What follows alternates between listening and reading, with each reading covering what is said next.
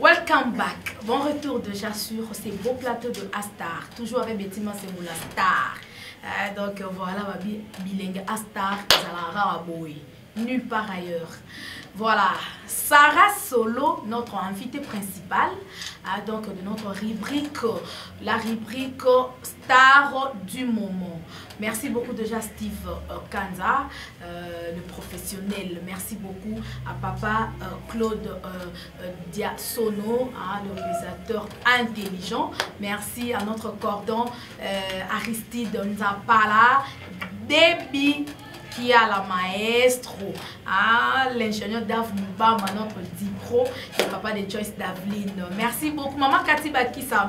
Coucou à vous, ma maman chérie. Bendicap, mon frère, my bro. Donc, salutations à vous. Merci beaucoup. Sarah Solo. Si. Bonjour et bon dimanche. Bonjour, journaliste Star. Vraiment. Merci beaucoup. Comment ils santé déjà, ça va, hein? Bon pour la Castédie. Formidable toujours. Toujours formidable. Vraiment, merci beaucoup en tout cas. L'agent de Pichou na Lingaro Makasi. Na kata France, na pese ba bisou maman sociale. Talara Hollande biso na moment où ya Noël Kikiani. Papa na Victoria Kikiani, Noëlla Kikiani, maman Titi Kikiani na kati à London. Bazolanda biso na mbonga oyo. Boni Weranson, boni maison mère. Après avoir kobeta concert na village Chetemba. Oye yinda ki mabe ba bisaka solo. Wa mystique hein. Bon, d'abord on apprécie mon boss. Voilà. La forêt, mon Tessie Lazali, on a gagné. Maman CDJ. Joyeux anniversaire à toi, maman, mon pasteur. Maman Bénédicte Nagladi. Notre monde a tiré on a gagné. Donc il semble que les dégâts. Les amis bien te déconfiner Gombeko. Voilà. C'est-à-dire que les maisons mères est déconfinée, la princesse les ensemble. Les amis qui ont appelé ça le meilleur de moi. Et tout plan qui peut ma casse dans le roi de la forêt. Donc, tu déconfiné déjà, donc tu peux faire de musique parce que papa formidable, colo charge, échappé si d'Anzela, donc voilà, on a le col. Voilà. En tout cas, bravo, hein, Sarah Solo, pour belé tant de monakayo au bazar, vraiment il y a aussi là. Mais Sarah Solo, pourquoi au bêta, où est la bêta au kababilo kakala? Bêta babilo kwana, un mot anniversaire, bêta bilo papa chéri jibem piana. Ils ont répondu à nous. Bon, parce que tu vois que... Oh, ben, t'as fait bilo, papa, Lutumba Simaro. Quand tu es femme, tu as beaucoup de temps, c'est comme ça. Donc, le roi de la forêt remarqua qu'il, à part solo, nous avons la capacité de koyemba. Ok. Donc, il y a ça qui est perfectionnango. Et après, c'est une chance de koyemba dans le grand public na emoko. Tout le monde koyemba dans le roi de la forêt. So, il y a un peu de temps parce que nous avons un monde au débat. Nous avons élève Koko Simao Lutumba qui sont là repose en paix bébé et mon tassali pour le roi de la forêt retrouver et dans la première le roi de la forêt par vérité nga le kono miko kola nzoto miko lemba na moni la génération ba jeune appelle ça ba tout vie façon na ba vie ba jeune artiste c'est Ranson et donc papa na permission ya papa Lutumba ndio mona qui tourne en Côte d'Ivoire et là on a les agnes za le roi de la forêt donc yene mutamema au pemena we Ranson. En fait, tant que nous avons la papa, tant que nous avons Abidjan, grand-père nous avons les biens fatigués. Le quoi nous avons talent au professionnel sur ma casse, donc au qu'est-ce qu'on a roti caillou, qui est ban en beau comme terre, bota la héritage à l'Utumbo à ticket la Congo. C'est Sarah Solo, donc il faut qu'il n'ait pas le roi de la foi parce que c'est papa formidable. Donc yende à ça la surtout comme un leader. Donc aux hommes en grave n'a pas pensé que vous avez pas n'importe on a bêté on a dit Arafat, Baketchevara, Serge Beno, on a Abidjan et c'est un gars Falena Yasuki Nipo dans la qui sait quoi que je suis capable. Voilà. Le roi de la forêt a reconnaître que tout mon tour alors ça la guitare après ça ba pétatonique na yeba on moni que mettre façon qui avant na bêta bloc à wingi na bêta maman bien belle tout parce que ça ba idole ouais on sonne mon pas lingaka. Voilà, tous on en live. Hein, tous on vraiment en pleine émission babi aïe dimanche à l'élo bout dimanche à l'élo qui tombe ma casse. Voilà, toujours avec Betty Massemoula Star, hein, donc Astar Isabella. Donc Sarah Solo, voilà, c'est parti.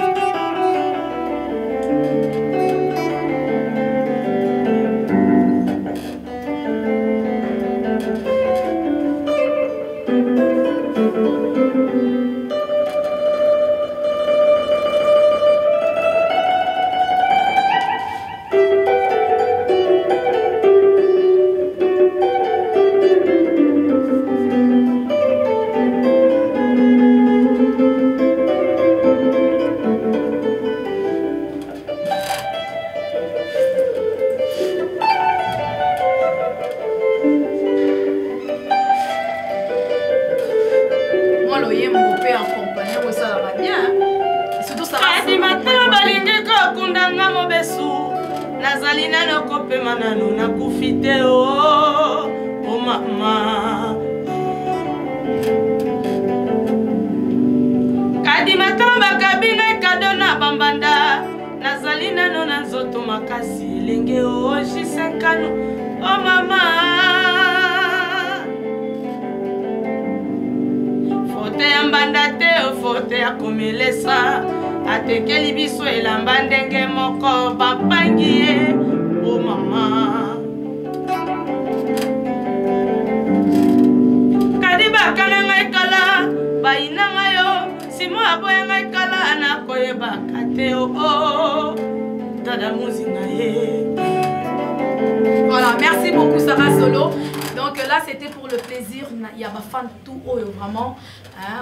Bolinga Kapé, vous continuez bien qu'il n'est plus personnel, papa de tout Simaro, mais c'est plein la musique nae. Donc Sarah Solo, on m'a peu royemba. Eh, je suis dans maison mère aux appels leader, donc chanteuse, penza, là, soliste et chanteuse. Donc avec formé déjà fait ça dans ma caméra. Voilà. On a mon dans la carte ça na world donc. World. Mais toi dans la maison mère. Sarah Solo. Bête le sommet là maman bien belle paix hein. Donc ça biso bien apporte aux yeux l'homme qui a papa chéri bien piano. Voilà master de la forêt il passe de la forêt papa chéri bien piano papa yoji un bon couper ve babloko vous et ça bien té oh c'est cassé son t'es son kata combo et puis là le kati ok ça va quand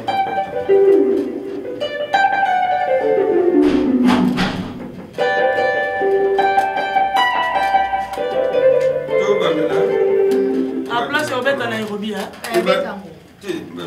Kende bandé la place. Dans le dérangement, quel est le moment où on a et dérange. La question est on a besoin d'une chaîne que tu l'as désir, mais à comme on a consommé dans ça, je suis né. Tu l'as dit, le roi tombe bandé là.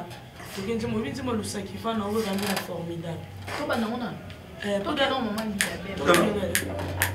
Banda place dans ce comment peut oyemba banda ibongo après OK on a trois de 0 action Sarah Solo comment peut oyemba toujours la maison mère aux vraiment leader chanteuse yo mo repérer auto là chanteuse soliste te na wona maison mère na sapo pa te côté pena ya podium côté on peut ça makambo on peut ça makambo on a très à l'aise avec papa formidable et tous dans la maison mère et même de la forêt tout on a le maman Biliabel Kamuké papa chéri peut lui passer de la forêt. Donc bon dimanche na bino bisika bozali et c'est peli ça va fan au bol na biso et belé on se net moment.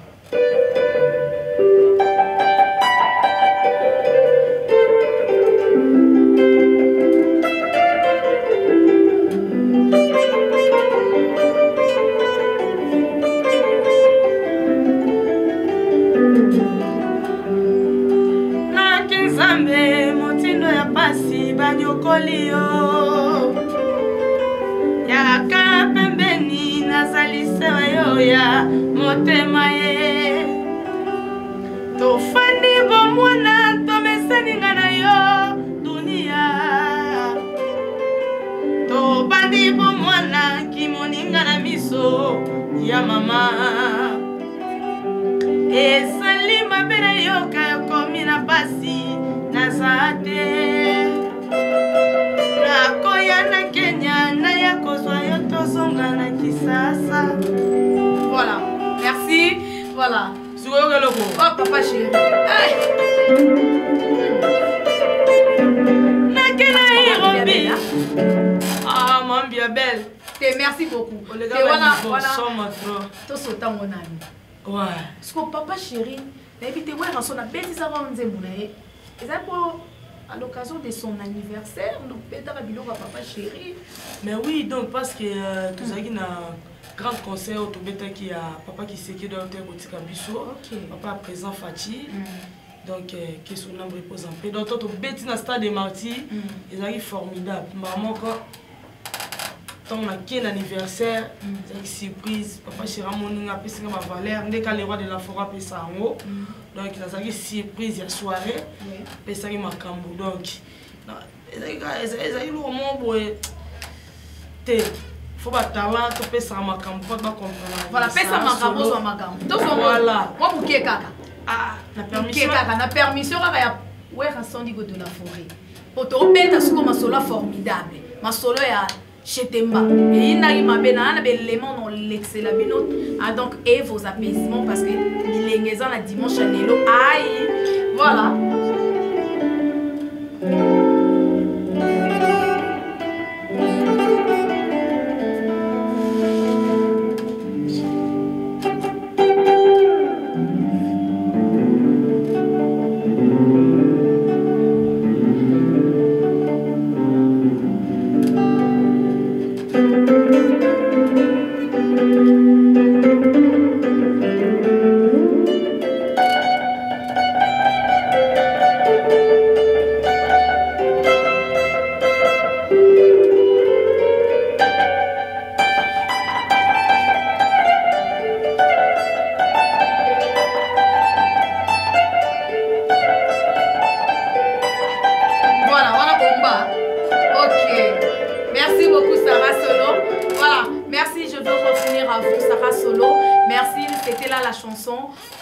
Omba de papa chéri j'y vais bien na balobi boyo kande Sarah Solo palo liango donc merci Sarah Solo en tout cas a Weranson a mystique Weranson a phénomène Sarah Solo tozongelio en tout cas entretien na biso déjà bon c'est pela makasi Sarah Solo bêta 7 jours de la semaine hein beti lisusu banzembo ali maimona ba golf kizola ou beti sunzembo ya qui encore le nom ya ezaki sou nani obetaki nzembo ya parfum d'hiver igenzinga mvwando OK obetela igenzinga mvwando voilà na kata formidable mais tozonga nani babiloko ba 7 jours de la semaine wana pour battre sur avec yo te beta yango ki ba betela yo pa makaba mais Weranson le quoi a fula kana linga fula ka Sarah Solo et Weranson a la sentimentalité papa formidable a salé la muntu oyo zana ngwa Barcelone de kaka esprit mingi so ko betite bon bois côté faut beta so ko bois ki yote so ko beta ite donc des akana muntu papa zo baninga coacher biso tellement bon on a testé na ngene na wenge na beta bloc flamme déjà ba papa le tour donc pour na beta frère d'esprit na ngamoko ezo sengelo mama kasi to so na ba to na beta ki to ega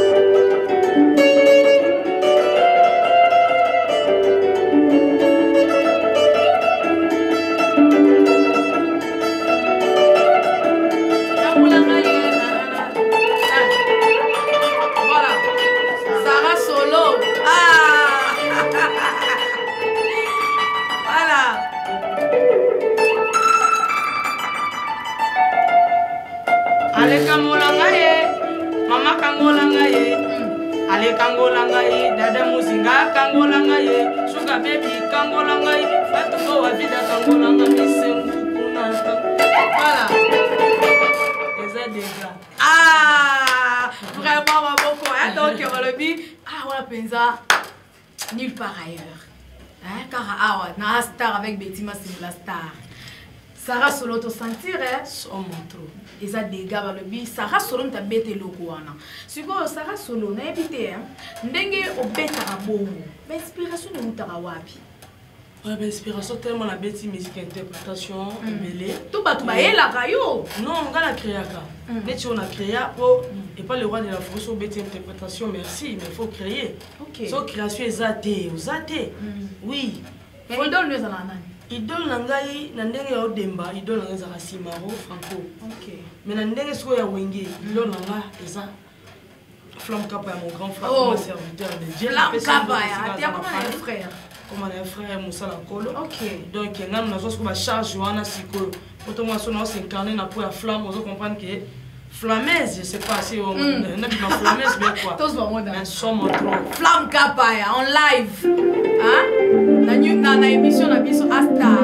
C'est quoi, Sarah Solo. Ah.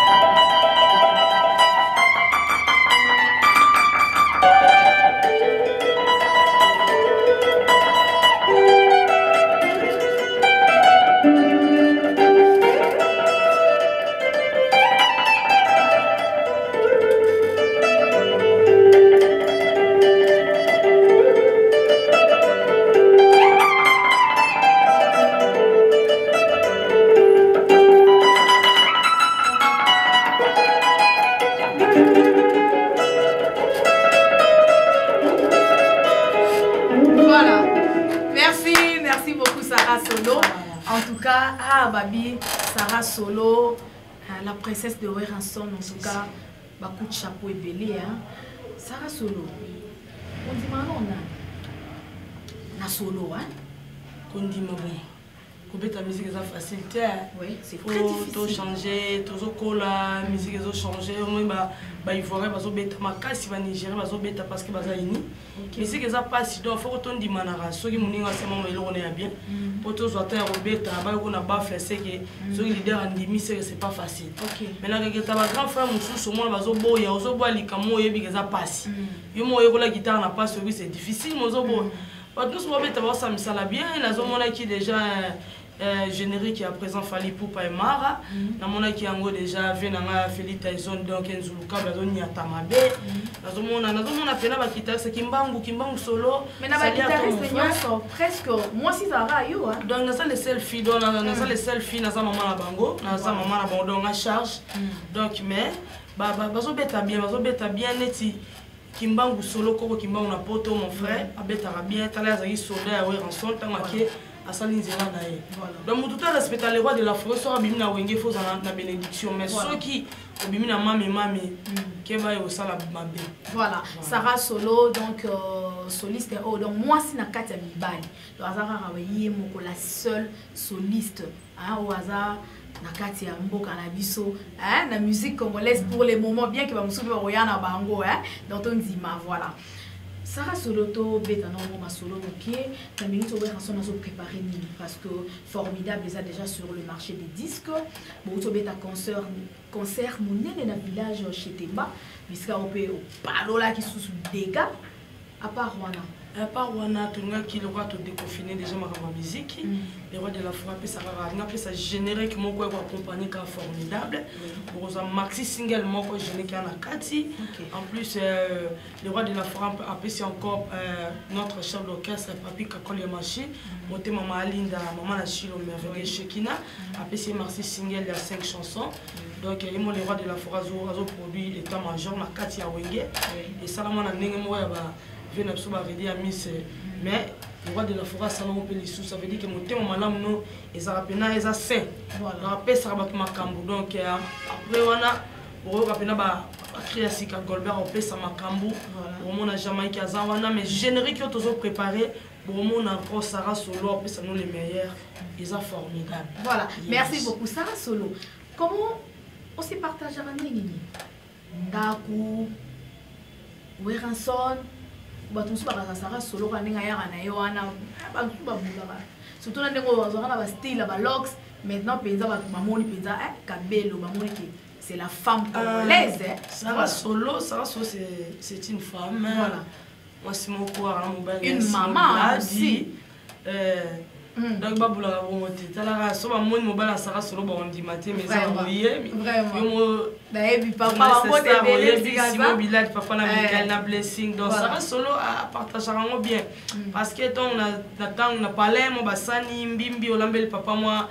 mutua taba ya Mosaka olambela lituma au vidéo kino perep na zakawana na za bébé na biso garçon na Michael na bébé propre bébé formidable donc na ezaka net ba raisonnara donc moi si pena doti na kata foyer moi si ezaka to la sara ki bo moi si on a nini te biso toza pena ba vrai basi ndozo mona pena biso na star journaliste star mi c'est mazana lo sentir basi de toza mi belle na biso toza respecté mais toza ba fond ba se plaindre na biso et to mi de to maîtriser ba bango yebi donc ba boula raté belé po tara les rois de la formité quand on ba lox là ça bon pe hein yoza formidable pour sa princesse nana quoi voilà la ga soli c'est exaucé na Gladys donc formidable donc c'est bien une femme donc face elle a toujours une femme respectueuse donc balobi ba maman ne ba maman ba pesa ka symbole valeur bien que musala tout ça là mais nanda ko penza ba maman quoi donc ba fan bazana bango c'est bien merci beaucoup Sarah Solo mais Sarah Solo lelo ndengo betaka pa Weranson pe ayela rayo ba idée to yo moko no mtopesa ba idée wana mon après de tomber ta générique photo ya na mai photo ya na mai ezaka ndenge non le roi de la forêt azal grand formateur il y a plus ça sur ba guitare na monoko OK neti lo bozoka ayo moko développer ngo support na guitare mais le roi de la forêt bi Sarah Solo faut planer ya on a ba sara ya suko ba boka ya wili toka OK il y a plus ça ba guitare na monoko ba vocal na monoko donc on a plus ça état major partition peine à drum non non quand ça mystique mon pas bête à guitare donc on a présent la chose professionnelle donc malgré que peut être moi implice mais ebelé ou t'avais pas na mon orchestre donc on a zo même so tala lelo formidable machine à voter il y a Goff Kizola c'est pas parfait d'hiver donc il a formidable on a bêti pour on a to bête blo so ya kala formidable o asikeza on a bêti derumba na générique à Colbert winde peleto alingela voilà mais batumi balba bobeta pembe na Weranson foza na moi kisi Sarah Solo qui na musika déjà banga bino bobeta pembe na Weranson est-ce que c'est vrai ou c'est archi faux non biso to bana kolo to bana tatanza komba et pour venir au monde les rois de la forêt qui n'arrive à kenda papa walesa donc mutana qui sa okota na église te pour qui se robeba il faut d'autres prières ngai naza ngato na kota wenge ba confier pas pasteur Patrice papa Patrice nous a charge dans ma prière ma muto asalinga checking on a soit na ndo qu'il faut go solo checking keba on rappelle moi na ndo vraiment rappelle ba salinga checking checking délivrance va te habiter ya no mwana nzama na étoile yé pena na étoile pas à finique azapena son genre ba guitare ozobeta do az étoile do photo tchela maramdo to batali mutu musoabi mon tête aux arana tous on moi singa monte basi bazoya ya solo ko kande charge bon on beta drum on bonda pas moi si moi ya kaboe batu babeko mutakimi sareza qui chef d'orchestre na bino non chef d'orchestre okimi sende oye ba lisusu nazoyi baye grande sœur na katika yene na pese bambote ya to banane makambu donc grande sœur kenda bangola ba makamne belé je vanda wenge saka ke faux zala donc you go lenda faut beta douste Moi ça va t'aller belé pour bête 12 donc moi ça zoyemba zo bina obeta solo taka na obeta nyos donc ba respecter ça na peut appeler ça un espace na laisse na ben quoi dem na ça laisse pe na zo mona ke na Golbert na ça na Jenny to ça na ba parfait divers to ça pe na en famille voilà na pesi on va mboter donc Jenny répondait mais à quand où est pas peso hein on est mboter na album papa zo mona to ça musala et to biso to un intérêt te biso to ko pesa le meilleur de nous on a un intérêt to ba sala pour na longa pour na sala ke c'est na non mana ye nazo beta le roi de la faut autant mona ke sara solo siko akomi a opesa na makambo azo pesa déjà donc wana ezaka likambo ke le roi de la forêt a opesa na ye c'est que si nazo yemba déjà nazo bina na beta ça déjà belé et naza patient na yebi ke patience paye. Voilà, en tout cas, la patience paye. Merci beaucoup, Sarah Solo. Donc, on me signale vraiment en vouloir sauter ma question. Le temps nous fait défaut. Sarah Solo, qui star du moment Nabiso et émission Lélo, invitée principale Nabiso. Avec elle, que nous allons boucler cette belle émission. Je ne sais pas, programme et orchestre, et puis quelques salutations. Dans Sarah Solo. C'est Sarah qui est mardi, mercredi, jeudi, tous à la police, tous à la 14e prix, des prix, tous à Kitty, tous à Wana.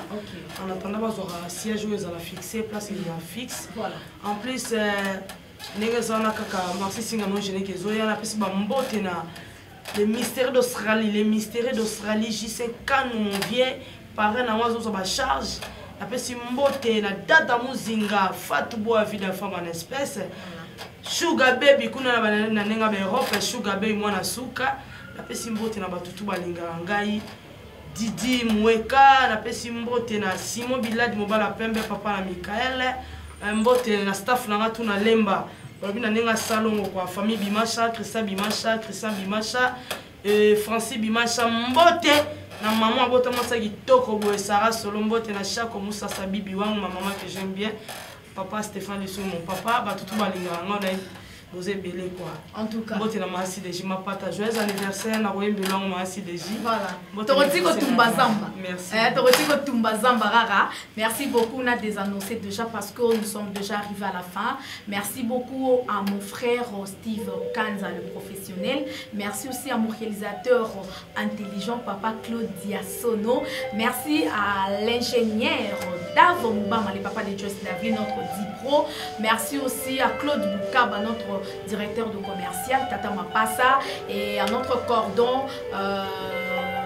Aristide Nzapala, merci beaucoup à vous et je pense aussi à Depi Maestro, hein, salutations là où tu es mon frère et merci à notre DG et à notre boss en tout cas, merci beaucoup à vous, hein, mes fans, hein, donc merci, vous étiez très nombreux devant vos écrans en tout cas pour suivre cette belle émission, je vous aime beaucoup, je vous souhaite beaucoup de bonnes choses et bon dimanche à vous, on se retrouve à la semaine prochaine, hein, donc le dimanche prochain pour un nouveau numéro de cette émission et la rediffusion ce mercredi à partir de 13h30. Aïe, merci Bettima, c'est vous aime beaucoup, la journaliste internationale et professionnelle, la star. De gros bisous, d'ici là portez-vous bien et bonne suite des programmes sur notre chaîne Access Télévision, la chaîne de l'excellence. Sarah Solo, Balobi Tumbazamba. Merci, ciao.